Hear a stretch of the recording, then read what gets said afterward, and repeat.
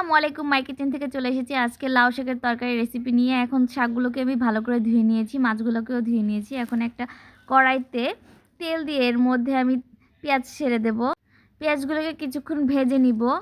ভাজা হয়ে গেলে এর মধ্যে আমি সামান্য পানি দিয়ে দিব এবং এর মধ্যে অল্প আদা রসুন বাটা দিয়ে দেব, হলুদের গুঁড়ো দিয়ে দেব, মরিচের গুঁড়ো দিয়ে দেব, জিরার গুঁড়ো দিয়ে দেব এবং স্বাদ অনুযায়ী লবণ দিয়ে দিব।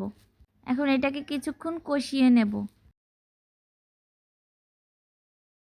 এ পর্যায়ে এসে এর মধ্যে আমি মাছগুলোকে ছেড়ে দিব। মাছগুলোকেও কিছুক্ষণ কষিয়ে ঢাকনা দিয়ে ঢেকে দিব যেন মাছগুলো একটু সেদ্ধ হয়। কিছুক্ষণ কষানোর পরে এর মধ্যে আমি পানি দিয়ে আবার একটু সেদ্ধ করে নিব।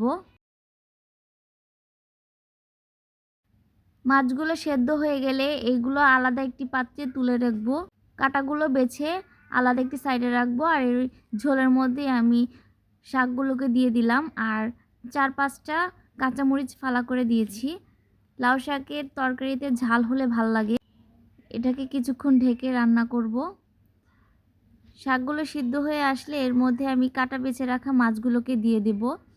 দিয়ে এখন এর মধ্যে পানি দিয়ে দেব।